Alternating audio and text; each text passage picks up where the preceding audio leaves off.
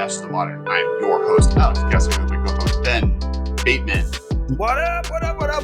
We're 3 weeks maybe we've been out. I feel like we've been around the world, traveling, missing shows, doing magic stuff, ironically. But there's so much to catch up on, and I'm very excited to be here with you. Yeah, and just today we're going to be talking about Aftermath and kind of what is an epilogue booster pack and what does that mean for the story? What does it mean for the set? What does it mean with the new standard rotation they've announced? And then also kind of talking about just like the value of opening packs right now, because there's been a lot between the serialized cards for the multiple sets that we've gone with them, from Brothers War to Martian Machine to just like what an Aftermath pack is, collector boosters, etc. Really briefly, just a few top bill announcements before we get into that. One, apologize to everyone, for the kind of the slowdown on normal content releases. It looks like we're probably moving to a bi or single once a month podcast format, just between fatherhood and travel schedules and work schedules in the world right now. It's harder to get a consistent release schedule on a monthly basis or a weekly basis. So we're trying to find more times to do it. And at a minimum, we'll be doing it once a month, and trying to do it every other week or at least twice a month. So apologize to everyone for that. In the meantime, if you are here and you want to help support the podcast and make it possible to release more episodes a month, if we can figure that out, please check out both our Patreon, and then as well as if you're going to be buying cards, TCG Player, who using our affiliate link below in the description. If you click on that and then buy cards during that action, it counts towards the podcast and it helps us out. And last but not least, make sure to check out TikTok, the MMcast TikTok, which is not a sponsorship thing, costs you nothing. It's free, but we've been posting it more often. It's the official Masters of Modern, the MMcast TikTok channel. As we've slowed down our YouTube content, that is what's kept a lot of our efforts alive. So Ben's been posting a lot on that recently. And then, of course, my personal TikTok at blah, blah, blah, blah. My personal TikTok at Kess Wiley is consistently just dropping magic content left and right.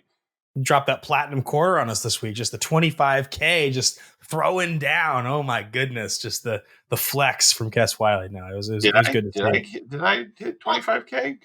Gotta confirm.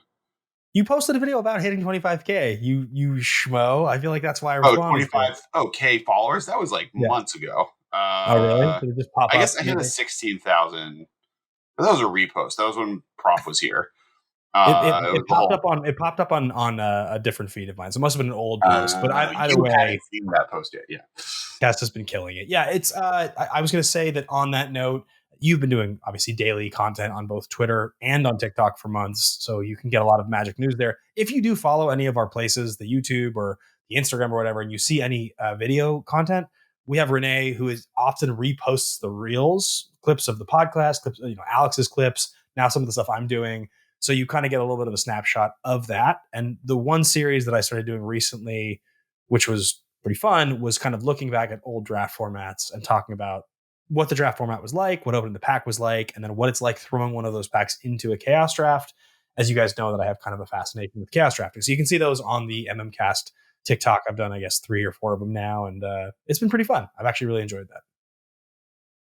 And just a really quick question for everyone in the comments, because this is one of the ones that, speaking of TikTok, that's been blowing up. There are, there's, and it's going to be relevant to the conversation today. There are 3 red cards that all have the same vibe, and I need you to tell me what the best one is. What is the most powerful of these 3 cards? The first one is Fable of the Mirror Breaker. Okay. 2 red Saga, create a 2/2 red Goblin Shaman creature token with whenever this creature attacks, create a treasure token. Story 2 is you may discard up to 2 cards. If you do, draw that many cards. Story 3 is exile the Saga and return to the battlefield under your control, and you get a Kiki Jiki that taps for 1. Right? It's target non-legendary creature for 1 and a tap. So yeah, it doesn't go infinite because you have to pay 1. It's a 2/2, 1 tap, create a token that's a copy of another target creature, legendary creature. All right, so the card that is breaking standard, the card that is the best card in standard currently, yeah. Fable the Mirror Breaker. You guys probably know it, yeah. 2, Splinter Twin. 2 Classic. Red, enchant creature gains, tap it, copy this creature. 3, Kiki Jiki. What is the most powerful of those 3 cards? We used to have this conversation on the old like best red cards episode kind of thing from like 5-6 years ago, where it was like, are we talking about in a vacuum? Because I would always be like, Splinter Twin's a bad card. Like that's a 4-mana aura, so like that's not good. But it's half of a infinite combo, so it's Nothing's iconic and important. Nothing is judged in a vacuum. Yeah. If you're talking about purely the most powerful card of the three, it's Fable. That's the best of those 3 cards. Fable is the best card by itself. However, you can't cast Fable and win. You can cast the other 2 and win. And Splinter Twin costs 4, and Kiki costs you can 5. win because you cast it. So, like historically, I would say the best card is Splinter Twin. Like it's the one that if all conditions are equal, it's the most powerful card. If you're talking about Magic right now, what exists, and just like what I think like the pound for pound bolts and nuts power, Fable is crazy. That card is very, very, very good. I mean, Fable is seeing play in Legacy right now. Splinter Twin isn't. Splinter Twin is legal in Legacy. If you had to choose, I would bet that if we unban Splinter Twin tomorrow, there would be still more decks playing Fable in Modern than we would see Splinter Twin decks. What do you think makes Fable so good? Like I played against it 3 days ago. I don't play it in any deck in any format right now. I feel like I've sort of like, I feel like I'm late on the card. I know it's good. I just haven't really warmed up to it. It makes 2 threats. One of those threats ramps you, and the other one threats creates mad value. It draws you 2 cards for 3 mana. It just does a lot of things. It does a lot of things for pretty minimal investment, right? And then like and it interact with different things at angles that are hard to interact with the different removal in the format. It's sort of like at scale doing a Urza's Saga type of feel, like in terms of value. It's like that. I would say it's more value than Urza's Saga, right? It's like it's closer to almost Lingering Souls. It's like the modern day Lingering Souls. It's not doing it from your graveyard, but it's doing it from play. Like you don't get the discard aspect of Lingering Souls, but you're getting multiple bodies over multiple periods that are hard to interact with, that makes removal kind of inefficient, that then gains you a lot of value. Whenever this creature attacks, you get a treasure. So you make it 2/2 for 3 mana, right? So there you go. You start out, you make it 2/2 for 3. The next turn, if your opponent has not killed it, which seems kind of dumb because like this card's going to create better threats they have to deal with. So probably your Fable 2/2 is going to ramp you into 5 mana on turn 4.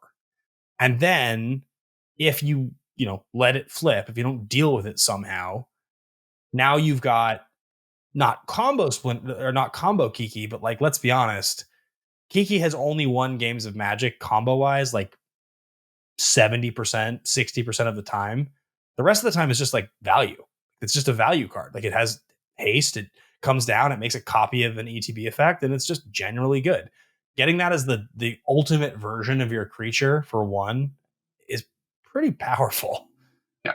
And here's why I bring this up. So, and beyond just for, interaction in the comments, likes and subscribes, hitting that plus button, and that bell. But I bring it up because, right now there was a big announcement by Wizards on what the future of Standard looks like. And that is we're moving to a 3-year rotation versus a 2-year rotation.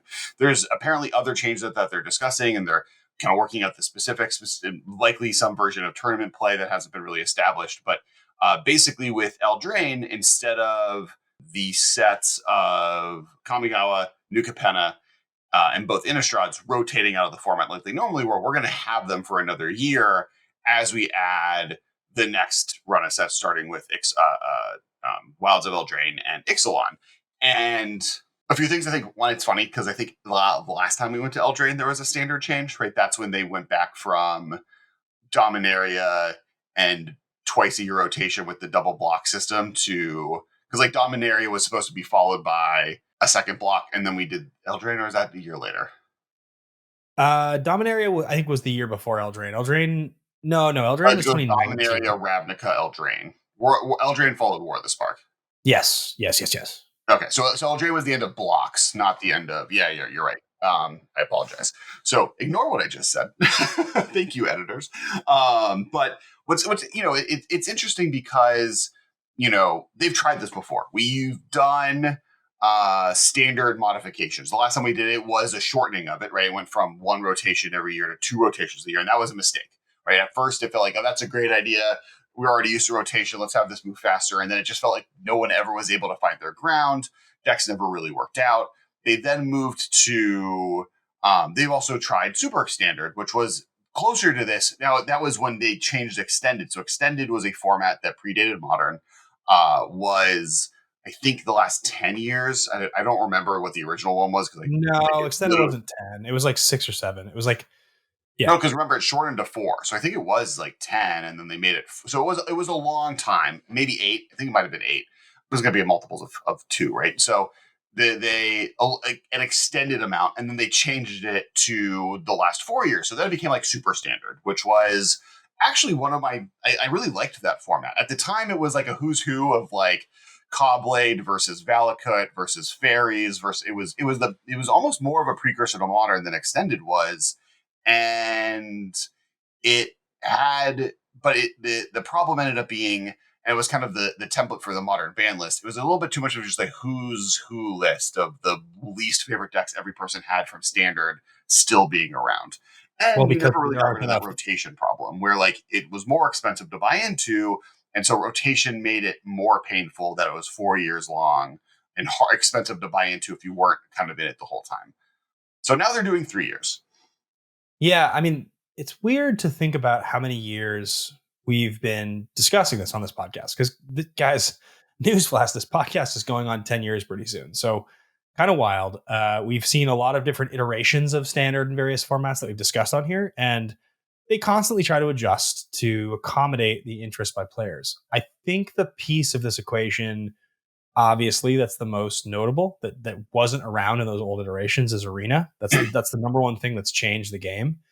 And I think you can go look and you can see the way that people get into Magic and they play Magic. And Arena's a really good product. I like it. I don't love the economy, but I like the product a lot. So I think that if you want to get into Magic, drafting is great on Arena. I think taking your cards on there and playing whatever the most recent Standard sort of experience is great. I think if you're going to spend the money on paper cards that have actual value, it's difficult to justify spending money on Standard.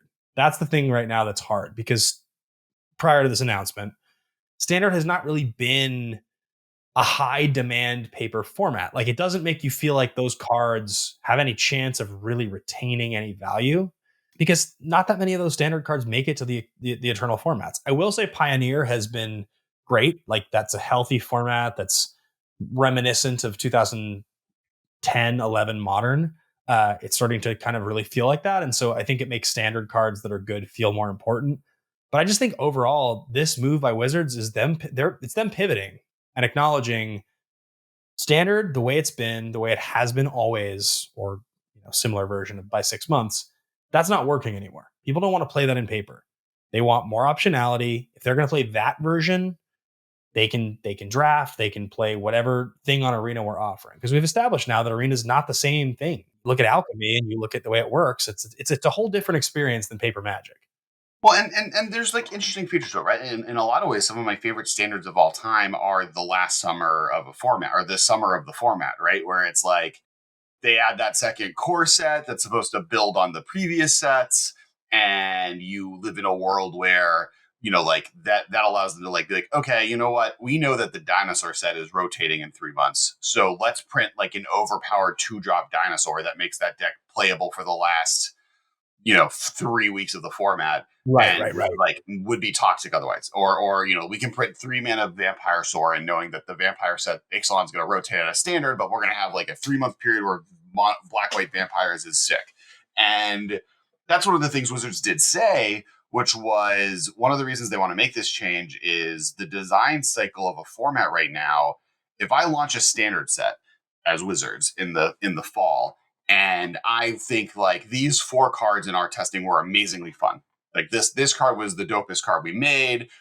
Every Standard deck anyone made with it just was like a blast to play with and against. And then it doesn't make it. For whatever reason, they like missed that this one other deck is going to be a bad matchup for it, or these combo of cards just eats that out of the format, or it's weaker to this removal spell they thought was weaker than it ended up being. And so it doesn't see play. But that deck archetype if you maybe added a 2-drop to it that was strong enough, could be modified to be better. So now, if that deck is in standard for 3 years, Wizards, after seeing that set gets released, has, because for those who don't know, a standard set normally takes around a 2-year timeline between beginning of design and shipping. And so often you'll see Wizards reactions to moments that happen in standard or modern, whatever, as they affect the sets they're making 2 years down the line. But now they get that moment in standard. If I'm like, oh, all of those 6 decks didn't work for Innistrad that I wanted to make. Now, not in I now have the set that I'm designing now today that's going to come out in 2 years is no longer going to come out after that set rotates, and therefore I can't affect it. It's going to come out and supplement that theme to make it a little bit more exciting. That also they kind of said is, by making it a 3-year format, the control mid-range world of the format is going to just be stronger inherently because the card pool is going to be bigger. Yep. But because of that, that allows them to push individual set strategies a lot stronger, with hopes that the format at large will be able to defend against it a little bit better. So instead of like, oh, we just like put a bunch of spirits in, hoping spirits would be good in Kamigawa, and they didn't work. They can be like, oh no, we're going to go hard. We're going to come up with much more powerful things on these individual themes, seeding decks from individual formats from single sets just out the gate a lot harder, because we know that with a 3-year format, the format's going to be able to handle those a lot better. So if you feel like I don't think you feel like this, but the premier format that Magic players spend their money on is Commander, right? That's here. Okay, that's the top. Sure. Beyond that, I think it's probably safe to say between Arena and Paper, Limited would be number 2. It's extremely popular. People love it. You're probably dealing with an Eternal format after that, like a Modern, Legacy, Pioneer, Hybrid. Those 3 together maybe create the next tier. Standard is I still think it's just straight up Modern. I think it right now in list of popularity, it goes Commander, Draft, Modern. And then, okay, so Modern, then you have the next combination of, let's say, Pioneer, Legacy, Hybrid, whatever, because people don't spend. It's probably Pioneer or Standard, right? Legacy is nowhere near like any of these, right? It's like a drop in the bucket. I think Standard and Pioneer are comparably popular, which is saying a lot, right? That's a big drop off for Standard. Do you think that this change elevates Standard in your brain? Like, do you see it differently after this change? Like, do you have hope that it raises up higher, or do you think it's just trying to maintain and not like lose any more blood, so to speak? It'll be interesting. I do think long run it will make Standard better. I always like larger formats. I think the larger the card pool, the more interesting formats are. One of the problems I have always getting in the news TCGs is it's like it always feels like I'm playing like kind of partially with a limited deck, and Standard feels that way.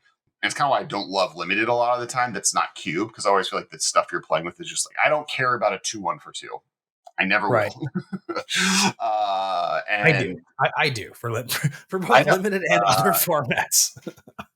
And so I do think that is a strength. I think that if I were to pick what I thought were the 2 main reasons Standard was floundering, I don't think this directly solves that problem, right? I think in one of the reasons I would say it hurts. And I think that reason gets better just as time goes on, though this makes it take longer, which is Standard's popularity was a function of the original buy-in model, where you go to a store and you buy a few packs, you maybe buy a starter deck, and that's from that set. So that's all Standard cards, but it's just like random cards. And you play kind of limited over a year. And over that year, you start building a collection with all of the staples from that year's worth of sets. And then rotation happens. And now you have the majority of staples out of the gate in Standard. So then in year 2 of you playing Magic, you're now able, if without spending a lot of money, with like only drafting once a week or whatever, you now have a sizable Standard collection that you're able to compete in tournaments with, right? That's like the standard way of the old model. And COVID deleted that for the majority of new players for that experience. Right now, if you played or you started playing in Magic in that point, you didn't go to a store and get limited cards throughout the year. You kind of just skipped those 2-year periods. And so when COVID ended or came to whatever version of COVID we're in now, you end up with not having the collection built to be able to make Standard work from a grinding perspective. And so then at that point, what format do you get into? And then other formats that exist then just exist. Like if I have to straight up buy into Standard, it is more expensive than straight up buying into Pioneer. A Two Pioneer questions for you. deck costs $400 to $500, and then that deck never goes away. Versus a Standard deck, which costs $400 to $500, and in 3 months is a totally different deck. My two questions are: number one, it's obvious that Standard has become an arena format, and I think I say this because the people that have Standard cards that draft the most are arena players. I draft on arena more than I draft in person, and I try to draft in person if I can once a week. I do my best. I probably end up twice a month, right? But like based on my schedule, whatever city I'm in, I'll try to go to like an F&M and draft and get some cards, which is fun. But if I want to draft consistently on my schedule as an adult, it's arena. So the cards that I have, the Standard cards that I have accumulated for the most part, are on arena. Now, I believe that if there was some conversion program like there used to exist from MTGO, which there doesn't, there used to be like a redemption program where you could like trade in a full set, I think, on MTGO to get a full set in Standard.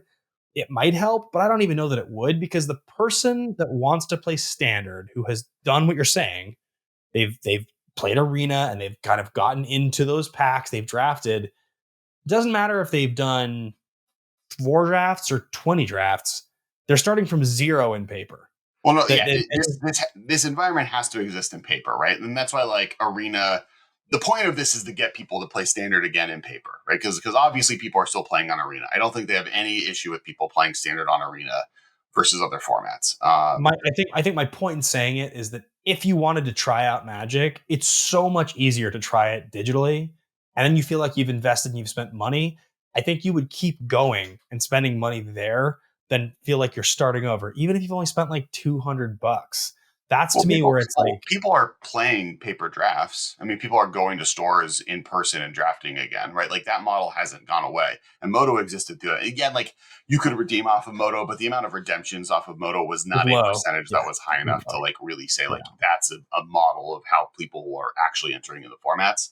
The other big one, which I think like that even speaks to itself, is tournaments, and that's the other thing that hasn't been addressed yet, and I think they will. But, before COVID, there was weekly Grand Prix. 50% of them were Standard tournaments. Yeah. Not to mention F&M, PTQ season, where other than literally Modern season, which was a fourth of the year, every other tournament was either limited or Standard. And all that's gone, right? And then it hasn't really been brought back in a real way. And I think that those would be the two things that I would point out as issues. And the 3-year rotation change. The one thing the 3-year rotation change does do is that just like the cards you get in Standard last longer. I no longer, if I do draft for a few sets and then I kind of go do other things for a year and then I come back, that year gap is easier to buy into because the year I had before that still is around and is still viable. So the cards I have do last longer. And I think, to be honest, I think the 3-year change from Wizards' perspective is to see if they can mitigate the rotation feeling as bad as it did. So now if you're losing a third of the format, because right now you lose half, right? Or up to this point, you lose half. So that's 50% of the cards go away. Now, if 33% of the cards go away, that means that 66% of the cards are sticking around. And on top of that, they feel like they can print more fun, powerful things into the format, which I think is going to be very interesting to see how that affects Standard or Pioneer and Modern beyond that, right? Like in some ways it's doubling down on Fire Design, saying like, hey, when we were creating really cool, exciting stuff, the format felt like they were more fun and dynamic, even if they were sometimes too overpowered. We think there's a way to mitigate that in this way. But that doesn't mean like that era affected Modern pretty heftily, right? Like if you look at the War of the Spark to Ikoria era of Magic, that's probably the most detrimental to Modern printing of sets. It almost torpedoed Modern. Yeah, I guess my point in bringing up the thing about Arena is that it feels like if you're going to try to appeal to players who are playing in paper, you know that some number of the people who previously would have been your paper players have decided, I'm just going to do this on Arena instead of going and getting cards anymore, which means if you want to give incentive to the ones that are left, and there's new ones coming in all the time, obviously, but like incentive is your cards last longer, stay with paper, it's worth your time and money. And I think that's what this change is. I don't see like in the exact same way that people are streaming movies and not going to movie theaters. There's a certain number of people that won't want to get away from the convenience of their desk, like strictly. It's just, like some people will not want to do it differently, and the more money they spend on that, the less incentive they have to leave it. Sure, and I don't disagree. I mean, like there is easily an argument that Arena has murdered Standard forever, right? Like that's kind of the point you're making, is that there's no way to fix it. Sure, that could be the answer to this conversation. I don't think it's the answer. I think it's notable that there are a certain number of the people that previously would have been there that won't come back. But there's new Magic players entering every day. There's so many more players, and I think the point is, and the conversation is Wizards' efforts to make Standard appealing towards players again. Is this the right way of going about it? Is this a good idea? Is how are they doing this the way you would do it? And more or less, are there other things they should be doing as well? And I think to some point, your point is that, like, I mean, I think one thing that people have said a lot, which is an economy helper for Arena as well, and this is, I believe, what Pokemon does, is in every pack include as part of the advert card on the back of a token, just include Arena codes. Yeah. I think it could be for coins, right? It doesn't have to, like, it could literally be like on the back of the card, here's a code, you put it into Arena, and it can be coins, it can be gems, it could be wild cards, it could be specific cards, it can be full packs, right? Like it can be randomized even. And I think that would help incentivize people to opening packs. Because I don't know. I mean, like, everything is pointing towards Wizards isn't having a problem with getting people to buy standard cards, right? Like they've continued to sell Magic the Gathering sets at higher and higher rates every year. So the issue isn't, do people have paper Magic cards? The issue is, will people then take those paper Magic cards and put them into standard decks and go to the store and play with them? And I think Wizards is trying to allow people who own those cards to use them for longer. So there's a higher chance they might, like, oh, I heard there's a standard tournament on this weekend at this place for this PTQ or this DreamHack event.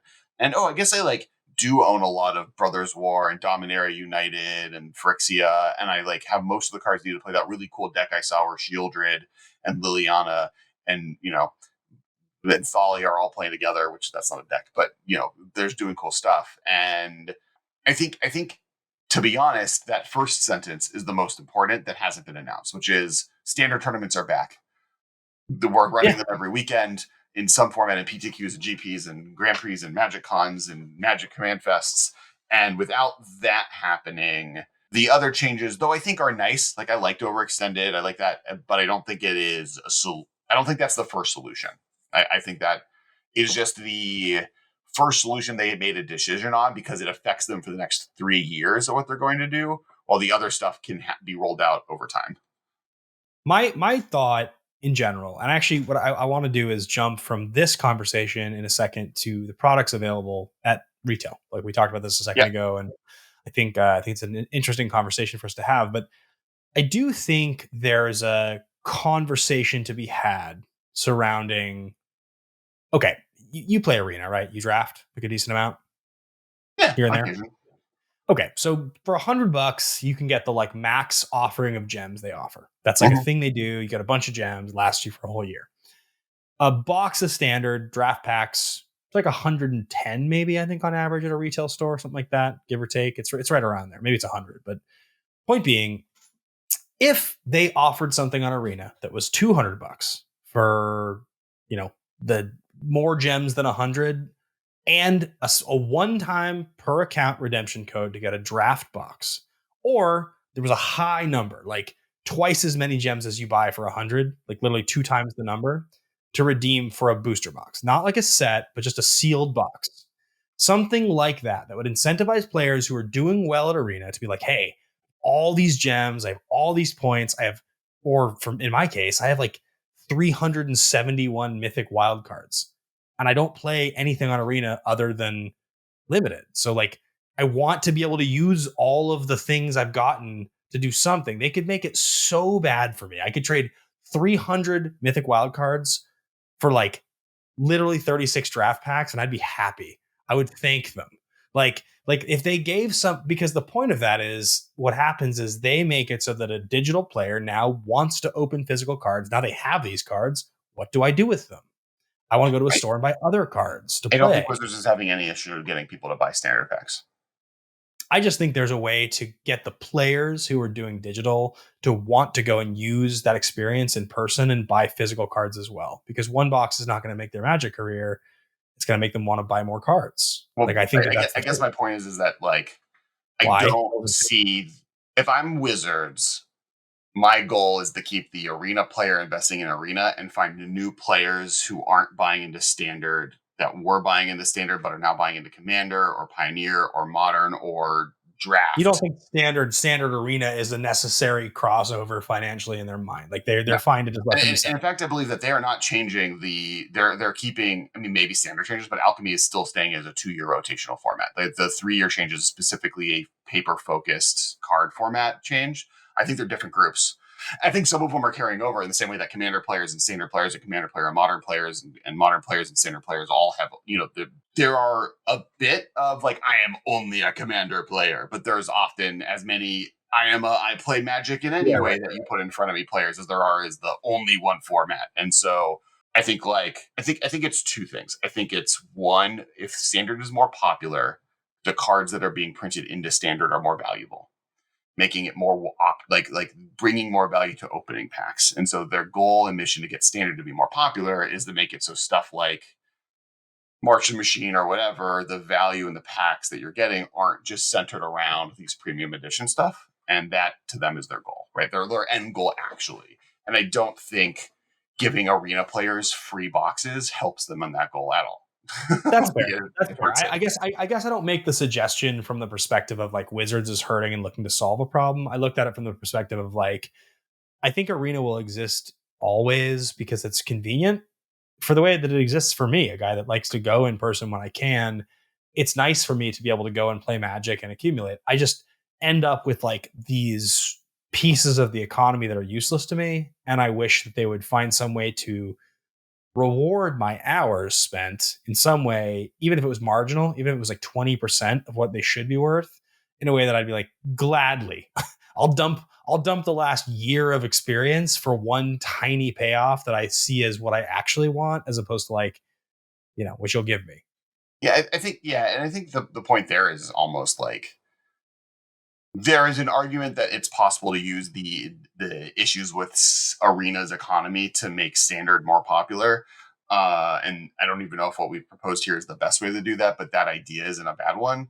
But I do think just Wizards is like Wizards should solve the economy for arena players and make that player happier there. You should just make it Than better. like, hey, arena play. Like, I think from a PR perspective, it's so much worse if they were like, hey, arena players, it's like the bad wild card rate, right? When they was like, $50 for 10 wild cards or something. And it was like such a terrible rate to buy it that way. And it was actually, I think, worse than just buying $50 worth of packs because you would open that many gold wild cards just from that perspective anyways.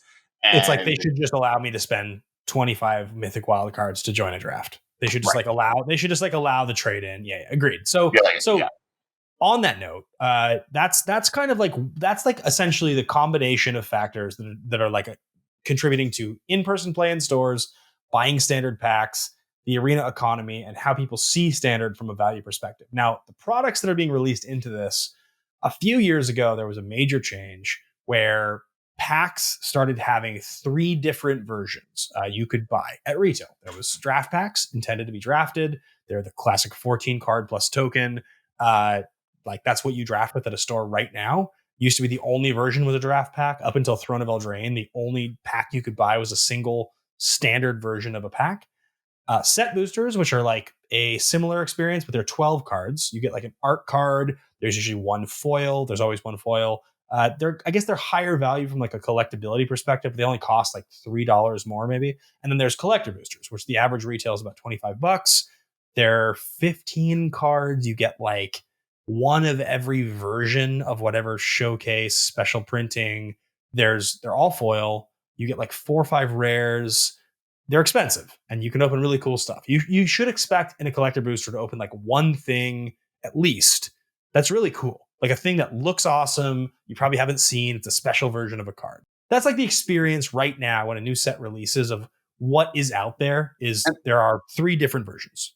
And the idea behind it is it's an initiative called Booster Fun, and there's actually a 4th one. It was Theme Boosters, and it's now Jumpstart that comes out with each set.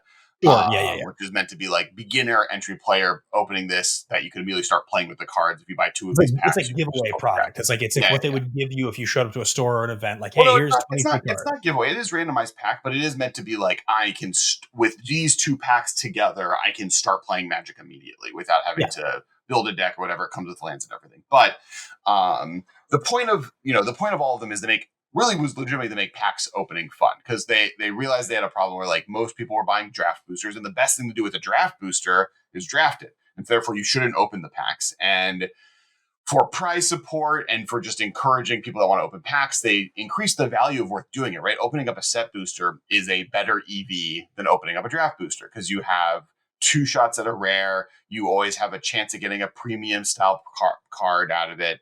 And you often get a chance of getting a card from the list, which are valuable reprint cards. And all of that doesn't work for limited. Like, you can't use set boosters to do a draft with, and the way that the packs are seeded, so they're a little bit more thematically linked to each other, make them bad for drafting.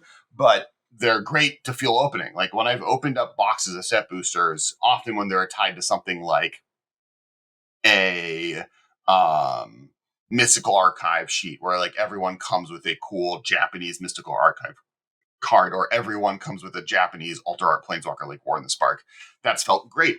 And then collector booster obviously are meant to be opened, and often like the value on opening a collector booster is much closer to the cost of the booster. Like, you're often much more likely to like hit flat EV. That's not true of every set, but by opening a collector booster box than you would a set booster box or a draft booster box.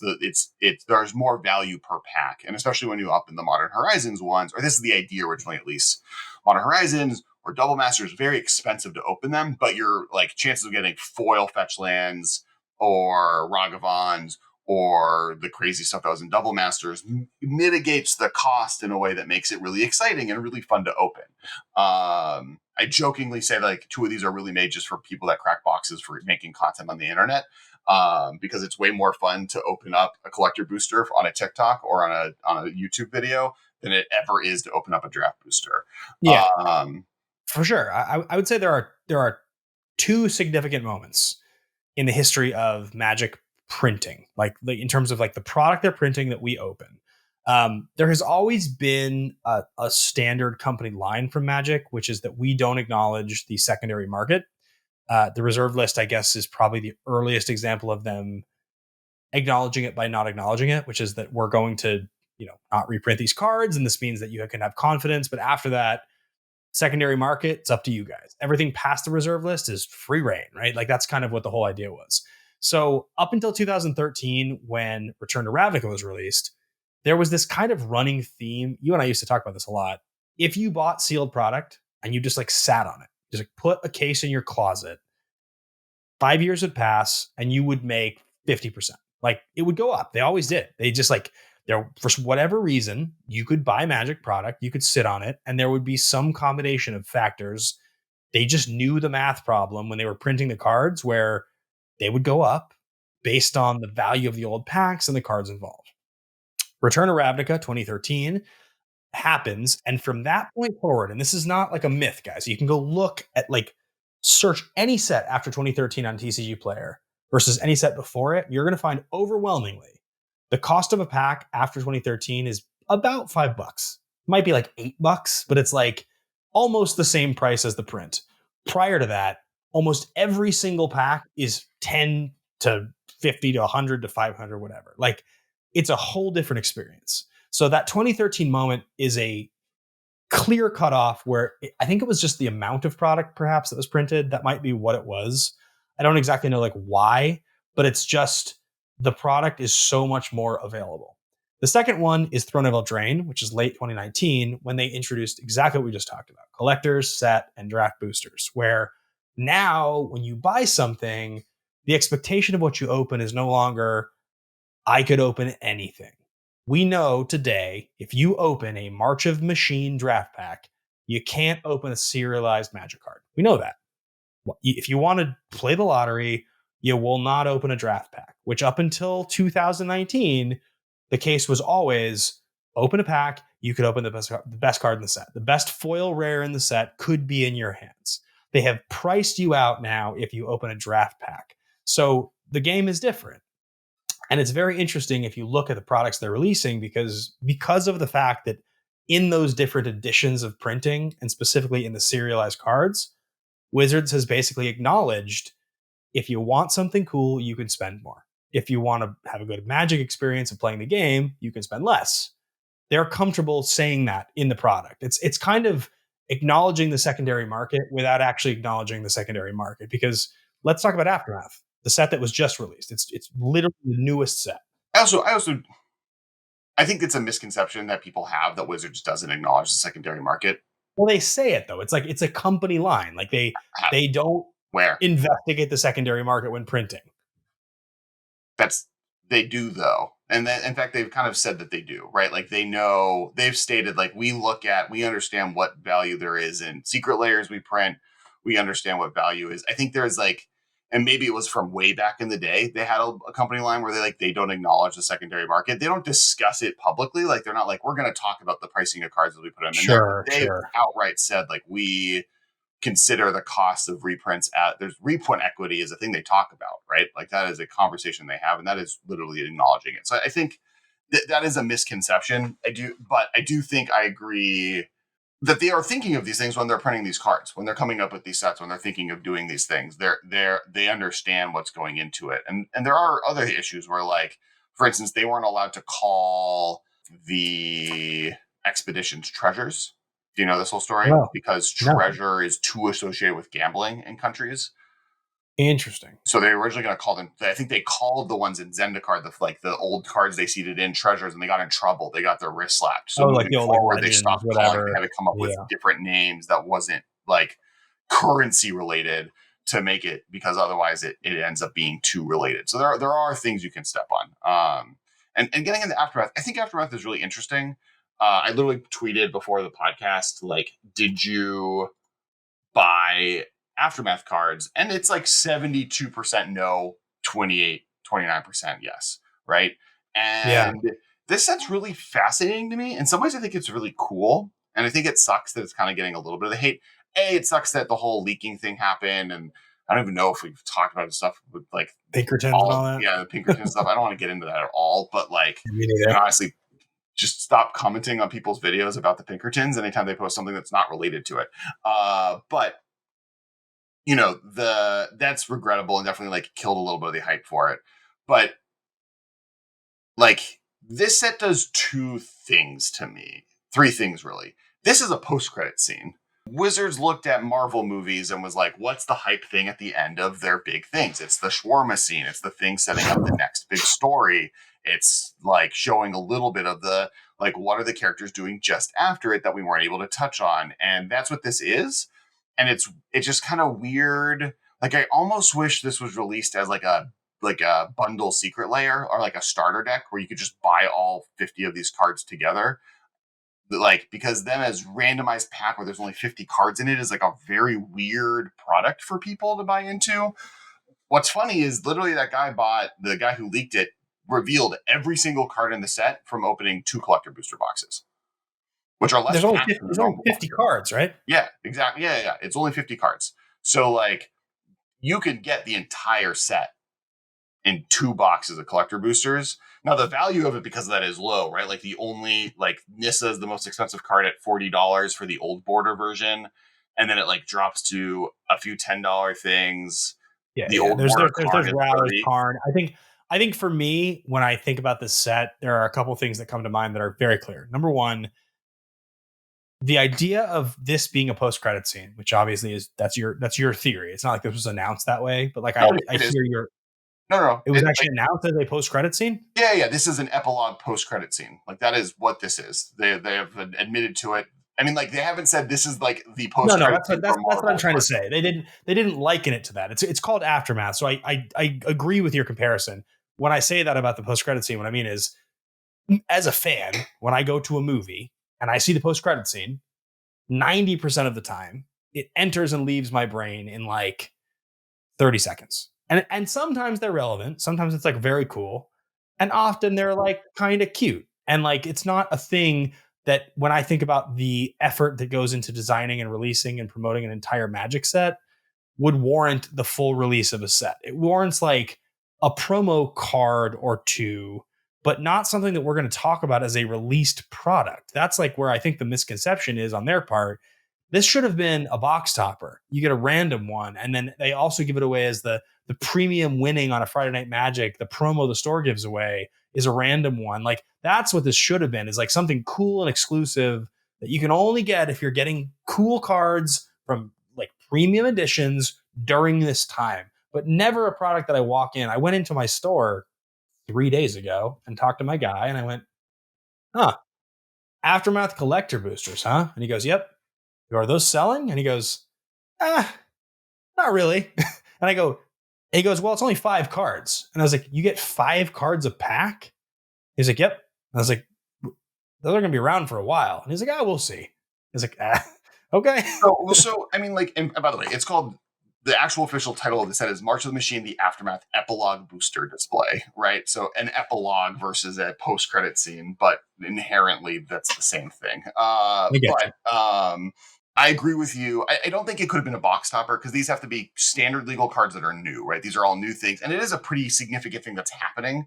I think like the decision to make it a 50 card set versus a larger set, like they could have added an extra 50 cards because there's more story I wish we were seeing that we're not seeing, that would have made it more exciting, more expensive to make, but we're paying for it. So I don't think that's an issue. As I said at the beginning, like it could have just been like a legacy card, or like, you know, like the historic anthologies that they did, where you buy like for $13 or for $15, you get 13 cards and you get the exact 13 cards. It's not a randomized pack, right? Just like a standard deck list. That's all standard legal cards, brand new. Here's the epilogue, one of each character, go have fun. Like a commander deck, basically, without the playability. I think obviously the story is a big deal, right? Like they've emitted with mystery behind it, which is what the epilogue is and what post-credit scenes are Marvel movies, right? They're often not the plot of that movie, but it's here's the ramifications of that in another set that's setting up the next big story. For instance, Thanos grabbing the gauntlet and saying, fine, I'll do it myself. Right, I'll do it myself. Yeah. Right. Or like Thor's best friends dropping off the red, the reality gem, the Aether, at the collector, being like, we don't want to hold on to this because we already have one Infinity Stone and you want to keep them separate. And I was like, oh, they're Infinity Stones? What's, you know, it's not. Right. And this is all of the Planeswalkers, not all the Planeswalkers, but the majority of Planeswalkers are losing their spark, while the ability to travel between planes is being left as a permanent option for characters. And we think this is why that's happening, but we don't know why. You know, we think it's because between the Silex, Elspeth blowing that up in the Blind Eternities, and the World Breaker at the same time puncturing the room, the walls between realities, permanently has altered the way planeswalking and sparks work. But we don't have confirmation. It's speculation. It's even placed as speculation. There's a bunch of characters we don't know if their sparks are still around. And, you know, those are real story ramifications that you need kind of a thing to represent that. And it's going to mean something moving forward. The other part that it's kind of signifying is this is the end of Planeswalkers being the main characters, right? We give up. Brawl is an unsuccessful format on Arena. The rules committee has held strong in their anti-Planeswalkers as commanders ruling.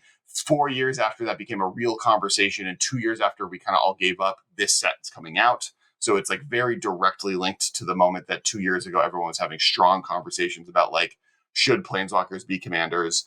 And now Obnixilis and Nissa and Karn and Narset and Sarkon are legendary creatures, but they can still travel between planes. They're no longer stuck.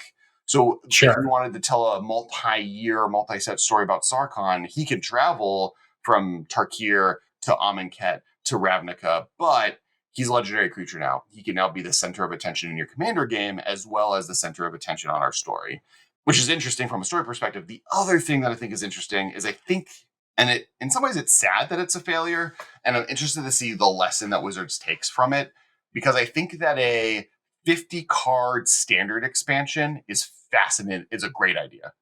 right? You think the idea of like being able to like add a small thing like to just like spice it up is is worthwhile.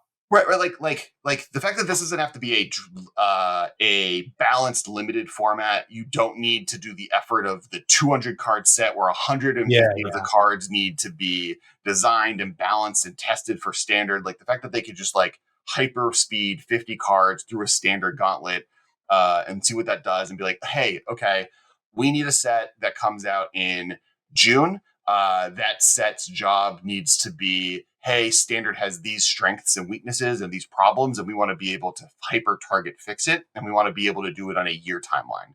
This set is perfect to do that, and is a really, really easy way to do that. I wouldn't do it as a 5-card booster pack that's selling only 50 cards in the set. I feel like there's got to be a better way to distribute it. I feel like you're like explaining very logically and reasonably to the audience a concept that any old Magic head sort of knows, which is Homelands was 8 cards, Fallen Empires was 8 cards, Chronicles was 8 cards, and those all failed. They're all bad sets. And the idea that as the years have passed and we look back at those sets, we want to pick them up and do something with them. You and I have to buy 2 of those packs to even use them in a chaos draft. We have to like work harder to kind of justify their existence in the context of using them later on. Otherwise, opening them is useless. A 5-card booster pack in my brain, I'm like, this is going to be cool as it exists for this exact moment at its best. But in 3 years, I'm going to pick this up and be like, what is this? This is not like a normal Magic thing. It's like this weird, like, I don't want to open this for that reason. So I guess I'll just buy it and open it if there's value. But otherwise, I'll never open this. This product will just exist forever and I'll never do anything with it. Well, but we talked earlier that Wizards is working at coming up with reasons to open packs and this is better than Homelands, right? Like the cards in this, they're all like these cards will be worth money in 2 years in a way that Homelands never was. And because it's like seldom opened because people don't like it, there'll be like 1 or 2 cards that are actually going to go up. I just have a hard time in my brain believing you and me in 2027 will be at Magic Fest, Magic Con, Dallas or whatever, and we're gonna be like, oh yeah, we'll buy 3 packs of Aftermath and throw that into our chaos draft because that's cool. It'll just be like, you don't. Are you saying you don't think we will do that? Because I would bet you $5,000 that we do that. He's probably right. There's just a part of me that gets annoyed looking at it. It just feels at this point we're hyped when we find a Homelands pack in I've got them in my closet right now. Right. You don't correct. Think we're going to stack 3 of these boys in front of a player and be like, not only do you get to open up 1 pack, but you're opening up 3 in the same round. Like there's 3 rares. The value's I'll bet you $10,000 we do that in 2027. Actually, it's not even. Isn't it like all rares? Isn't it like 15 rares or something? No, it's not. It's like 2 rares, I think. But it's like 3 of these. No, I don't believe there are uncommons and commons of the set. So it's not just all rares. I think it's 2 rares. I think if you were to open 3 of these, that particular seat would have 6 rares at least. Like, but my point is, what this set is doing 3 things. It's doing 3 things well. It's just doing the 4th thing badly. It's doing a really cool story beat, right? It's evolving the story from where it was. I wish it was doing it more so. Like the fact that we only got 2 written stories for a set that ostensibly exists as a story set is kind of laughable, but it is furthering the story and setting up the major stories and conflicts moving forward. I like just this set existing and the concept that no sparks are having. I could tell you 17 things that are going to happen in the next 2 years, from Azor being able to escape back to Ravnica, causing a civil war in Ravnica to happen, to the fact that Sarkhan is stuck on Tarkir, making Tarkir maybe a central feature as he tries to recreate the Khans and the clans that were originally, like all of these things that could happen. Yeah. 2, so it's setting up story decently. 2 is it's adding supplementary standard product cards into standard to be able to modify what the standard environment looks like on a much shorter timeline than a normal standard set has. So you're able to affect what standard looks like instead of banning cards, just like basically doing what Alchemy does, right? And what Historic does on Arena. But instead of digital only cards that just like maximize RNG and do weird things, it's here's a 2-drop for mono black vampires that didn't make it there because we didn't print a good 2-drop, so the aggro deck didn't work or whatever. Right. And then the third thing it's doing is pretty much a commander cards, right? Like every one of these things is a cool legendary creature that's going to be a cool commander that we're going to see moving forward. The thing that's doing badly is providing value. And to your point, like not being a draft set is a 75% of why people open packs, 60% of why people open packs. And I agree that is a big miss. I would hope they do stuff like this in the future. I don't dislike this set existing. I dislike that it's packs, I guess, is where I've gotten to. I have two thoughts. I think every point you made actually is really sound. I think that the idea that introducing new cards to standard is valuable. True. I think that's really cool. I think they like the way they're doing it. If this was to work and players were to like it, would be great. I've played standard formats. Having a little shot in the arm 6 weeks later, 4 weeks later would have been great. For me, the place that this really exists is number one.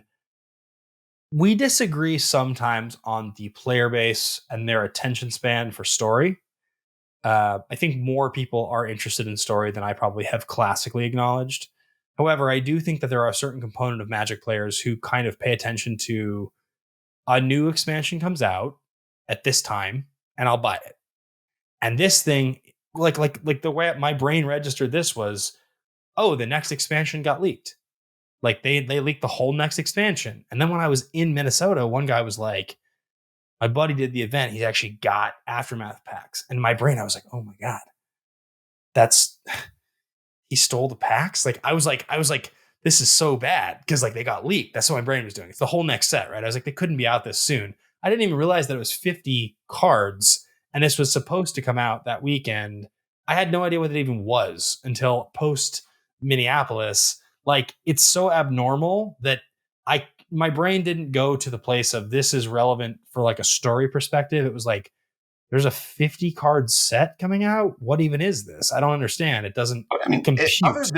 Other than legitimately only limited, this is important for every other version of enjoying Magic. Even if you don't care about story, right? Like it's adding, if you only care about Commander, there's like 50 Commander cards in this. If you only care about Standard or Modern, it's adding 50 new Standard and Modern. And honestly, more focused, powerful cards for Standard and Modern than normal. If you only care about story, obviously it's important for story. If what you care about is limited, fine. I'll like that. I agree. It does. There's no relevance to a limited player. I know. I wouldn't say that. I would say, look, your point totally plays for me, which is like my only argument here is that Magic sets have been released in 15 card booster packs for so long that when a product comes out that is like in packs, I'm usually just sort of going to assume that it's just a 15 card draftable like standard legal format, unless they specify otherwise. This is a 15 card non-standard format. So a 5 card format is just, I guess somehow I missed this was happening. That's the only thing for me is that it doesn't feel intuitive as a Magic fan. It feels sort of strange. And I didn't really know what to make of it. Like I didn't know what to do with it. It was like 30 years later, we have our first 5 card set. And it's because of the story is why this is justified. The cards are cool. I looked at them. They're awesome. I like Karn. I like a lot of the cards, but it's just I didn't like it being leaked. I think was more complicated. I just feel like when I watched the videos of people opening packs. Go ahead. Yeah, I think the leaking of it also hurt that conversation, right? Because instead of us talking about here is a limited weird set, there are only 5 cards per pack. This is what you're getting out of it. This is what it is. Here's every single card being previewed over a 2-week period with conversations about what this means. It was, oh, this whole set got leaked. Was it the whole set? How many cards didn't get leaked? There's the first leak video that had 30% or 30 of the cards, and then the second video that had 20, the remaining 20. But if by the time the 30 video, you already were like, I'm not watching any of this or looking at any more leaks, you then like forced your brain to ignore all information about Aftermath being talked about at that point.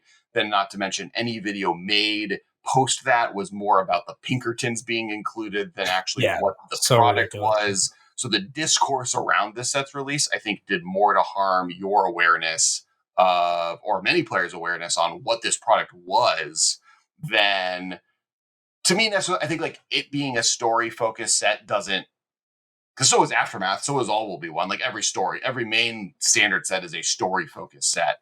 I would argue that the storyline thing that is happening in this set that's significant that maybe gives it a reason to exist is just as mechanical, in the sense that they're moving from 5 planeswalkers a set to 1 planeswalker every 2 Yeah. sets, right?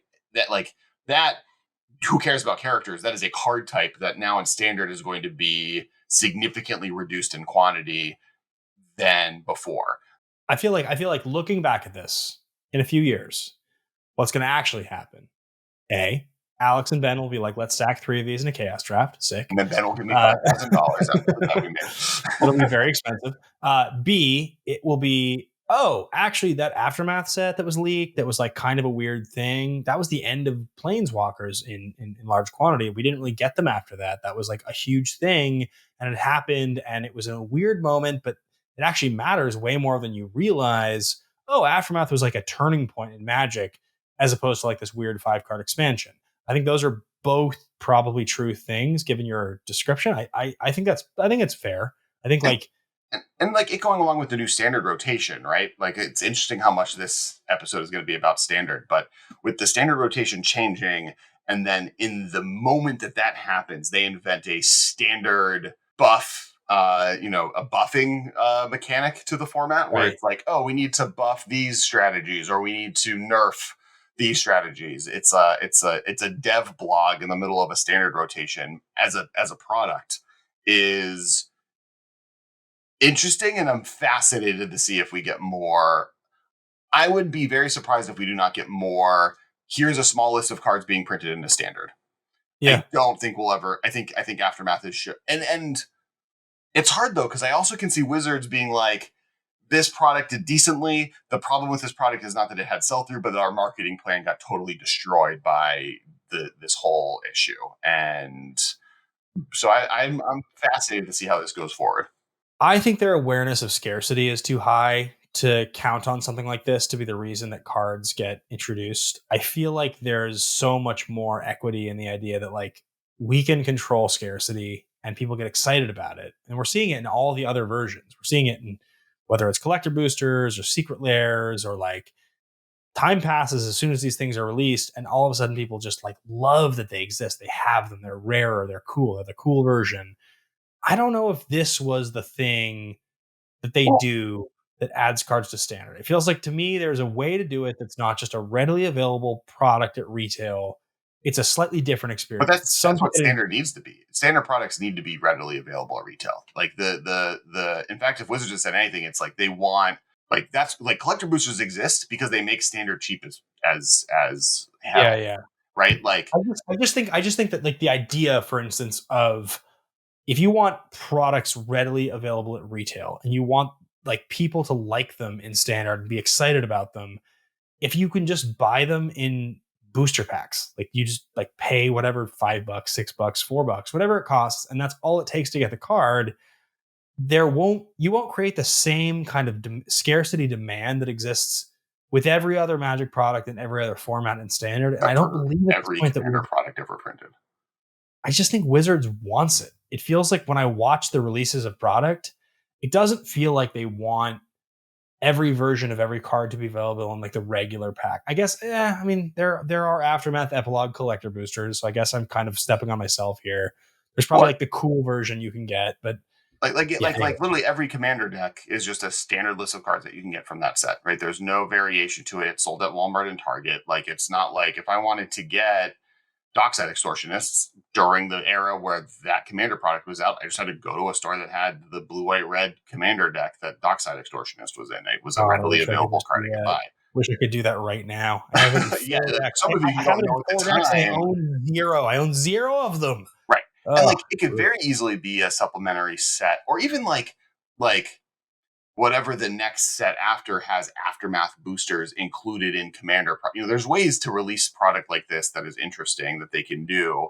The point though being the goal of it being in standard is an important feature to the set that I think that's a thing being missed in the conversations I've seen around it. And I don't disagree with you. A randomized booster pack is something that people like more. Maybe you include 15 cards and you just bite the bullet. Maybe it's their like, because basically what they've done is they printed set boosters and collector boosters with less cards in them.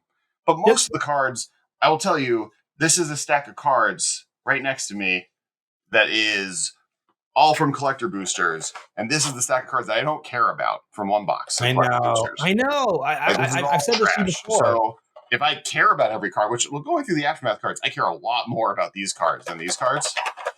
I've said to you before that when I go to these events, we end up going and packing our bag. And I know you do the same thing I do. I pack it is so full. My clothes, every deck I can bring, my binder. There is there is no breath for anything. So we go and we open packs and we open collector boosters and like swag bags for creators and all that. And then in the end, I have a stack that's this high of cards that I have to deal with. And obviously the rares are this high, but like the stack of foils and stuff are like this high. And I'm like, I physically could like put these in my pockets on the airplane. I don't know how to bring these home. And like I could ship them, but most of these commons and uncommons, they're not worth enough to ship. So what ends up happening is I give them away to people at the show, and whatever I open on the last night, I leave in my hotel room. Like not and if everything other than obviously the rares, the uncommons, the stuff, but like what that box you showed me is probably that stuff. And that's frustrating because like I feel like when I'm opening this coveted product, this really cool collector product, when I first started opening those products, like I think you and I had the same experience, right? Modern Horizons 2 was the first like major collector booster experience. I opened like 2 collector booster boxes. I paid my dollars. It was a big investment. It was expensive. Those were not cheap boxes. Like I was so excited as a like a modern guy. Like I was like, there's fetches and there's like ignoble hierarch and there's like all these sick cards that I want to open. And the opening experience was so cool. All the etched foils and like the full arts and everything, right? Like it was just epic. It was so good. And then I look back at what they're worth now, and I think about opening like more of that right now. And it's like, yeah, but the premium sort of printing thing has reduced the cost of most things. I have 4 ignoble hierarchs. I have every version in foil. And they're worth $3 each. They're not even in my good binder. They're not even like in my like trade binder. They're in my like kind of trade binder. They're like, let's like make up a trade with it, you know? Like I couldn't justify like no one's going to trade for this really because it doesn't have enough value because like they printed so much of this. That's the weird thing about opening Magic product now. And this circles back kind of the whole conversation we've had tonight regarding sealed product and the way cards are printed. I think overall collector boosters are great. We haven't talked about, Lord of the Rings or serialized at all. It's been talked about online a lot. There is a 1-of-1 ring being opened in the Lord of the Rings set that's going to be so much money. There's lots of serialized cards in March of the Machines. The one, 500 copies of each, and they're very expensive. And they raise the ceiling of every pack that gets opened, so that the Halo foil you open or the etched foil you open, unless it's like a chase card, is not worth very much today. I can't speak to 5 years from now, but I can speak to today. There's enough of these printed. There's a high enough demand. Players like collector boosters. We're kind of dealing with the same thing that I mentioned earlier in the show happened in 2013, the Return to Ravnica, with premium Magic product. Like it's the same. It's the exact same concept. It's that they recognized that people wanted to buy them. They were going to print them to scale, and you were going to buy hoping to open, in that case, foil Steam Vents, and now you're hoping to open serialized Elish Norn. And what happens is it doesn't mean that what you open from like I love Magic, this foil card that is sick. Like I have 3 Halo foil juries. I have a deck with that card. I didn't even own a real one. Right? Like that's such a cool, for me, my brain, if Alex was like, hey, never going to tell you where this came from, what it's worth, Halo foil jury. I'd be like, this is so sick. This is the sickest thing ever. I had to throw one of them away. I owned 3. I couldn't bring it home. It's worth 40 cents. There's no value to that card other than it's just cool. Like I have a couple and my deck is complete and I'll never need another one. Yeah, I would. Well, first you could have gone on a playset because, come on, you might play that in standard at some point. But sure, eventually, it's not an insane mod. Like to I could imagine Ben Bateman showing up being like, I came up with a jury modern deck. Get Yes, ready. yeah, fair. Especially because like you could use the legendary rule to kill one to like trigger the death trigger, so you can do damage. Mistake. Now, I made a mistake. but first off, I don't need everything that I care about in Magic to be worth money, right? Like if I have a cool, it's one of the reasons I like the new way basic lands work, right? Like most of these basic lands that I'm looking through on my desk, which are like foil, full art stuff, Yeah, are amazing and gorgeous, and they're worth nothing. That's fine, right? Like it lets you kind of decide what you're going to look like. That's cool. yeah, So the fact that like you would go back and forth. Like it's cool that this jury that I own is super expensive, but it's also cool that I can have this really cool jury and it costs me nothing. Like a kid that doesn't, you can give one of those juries away to a kid at a store and not be like, I just gave that kid $20. It's like I give him 40 cents and and she's super excited, right? Like this is the live card that she forever. wanted. Yeah, So it allows them to be hyped. Just like thinking, I think maybe an answer is like, to Aftermath says is, and maybe it's an answer to the original problem too, which is like if Standard doesn't rotate for 3 years, the cards become much more expensive from the third set, right? Like that was always a problem. Like Standard cards from the winter set a year later or in spring become super expensive because it's like one of the less opened versions of the different Standard sets, and it's now a year and a half since people are opening it, so getting cards for it is a lot harder, especially if like a card that was good now wasn't good back then, like Stoneforge Mystic right. was, right, where like swung into being really powerful.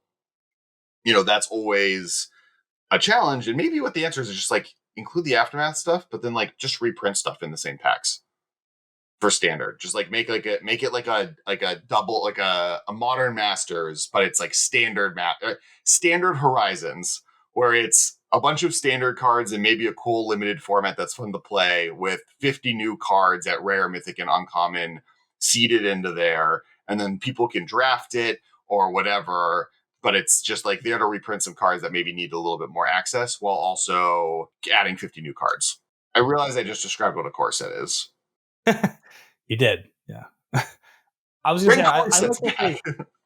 I like what they do with the commander cards in collector boosters. I think that's one of the more clever things they've come up with in a while, where there are the commander decks and they're cool. And then they have foil and alt art versions of those cards that are in the commander decks that show up as rares in the collector boosters, where there's a reason to open the collector booster. Like it's cool. You can get like the special version of a card that you otherwise knew about. And to me, that's like a nice synergy where I could see something similar happening, where I feel like the idea of a small set existing, and that set being important to Standard, but like I almost feel like in some ways Aftermath shouldn't have had collector boosters. Like if that almost feels like that would have been the answer. If they had just had a limited number of regular, like they didn't do draft, they didn't do anything other than just set boosters. And they're all just 12 cards, they're cool. What you open is cool. And if you want to get those cards special, they like could have shown up in collector boosters printed after a certain date, which is obviously very Or complicated to just do. like in set boosters right now. In a set booster, there's one spot in the deck that is a randomized card from the set that could be cool, the cool art variant in foil, right? You don't need it in a collector Or booster. they could do set boosters, and then in Wilds of Eldraine, which is going to come out in like a month, they could just make the collect like the extra card, like the rando sheet aftermath card. Yeah, but that's Like what they they're could doing just with do that. universes beyond. You can't then you're gonna have because the Walking Dead cards are gonna be in Eldraine. Oh That's gonna be goodness. confusing.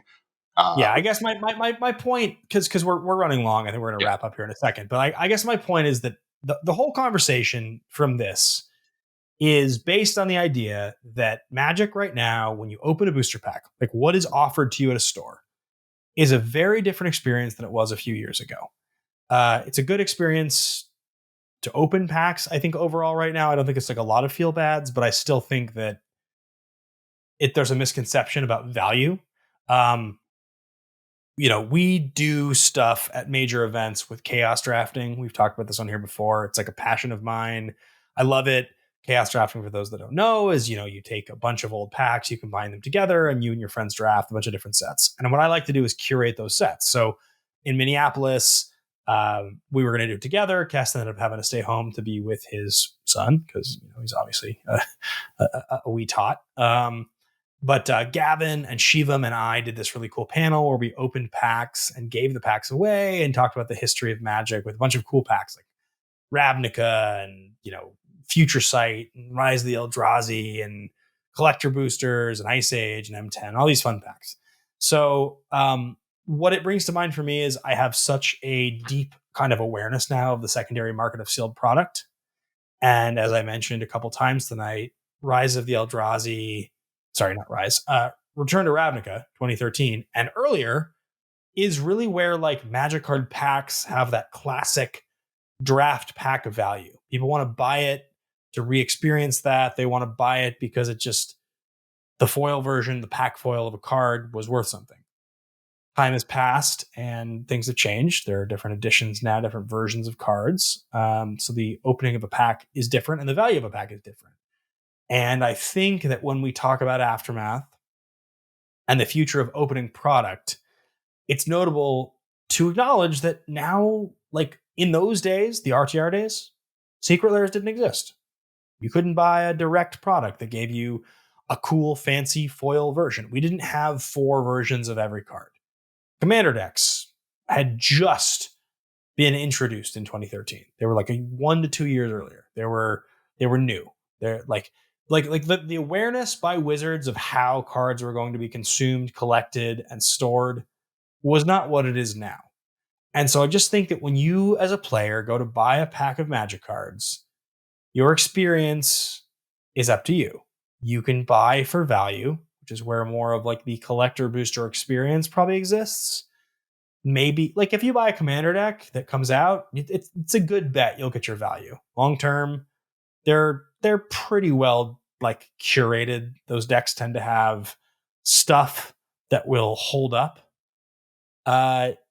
You won't if you buy weird random products. Like Aftermath is a good example of something where it's like, just because it's the new set doesn't mean it's going to be at value. You might, but it's unlikely. A draft pack, probably not. The more you spend, the better the value is. The less you spend, usually the more it's a gamble. And that's kind of life, but that's kind of the general version of Magic, I would say. It feels like that's kind of how Magic exists nowadays. I can't say that buying a secret lair is like always valuable. I mean, you've bought a lot of them. Some are great, some are not, right? Yeah. And I've been pretty happy with secret lair purchases. And like someone did a report on like there's like 6 that aged badly as far as value goes, and make sure to buy the basic land ones. But we are I think running long. So as always, thank you to our patrons. Thank you so much for making and contributing to make sure this podcast happens on a monthly basis. Thank you for hitting that like and subscribe button. I do want to hear a comment below with what's better, Fable the Mirror Breaker, Kiki Jiki, or Splinter Twin. And we'll talk to you guys all next week. Thank you, Ben. And make sure to follow on all the social media things. And we'll talk to everyone later. Bye, guys. This has been a production of Time Traveler Media, sending podcasts into the future.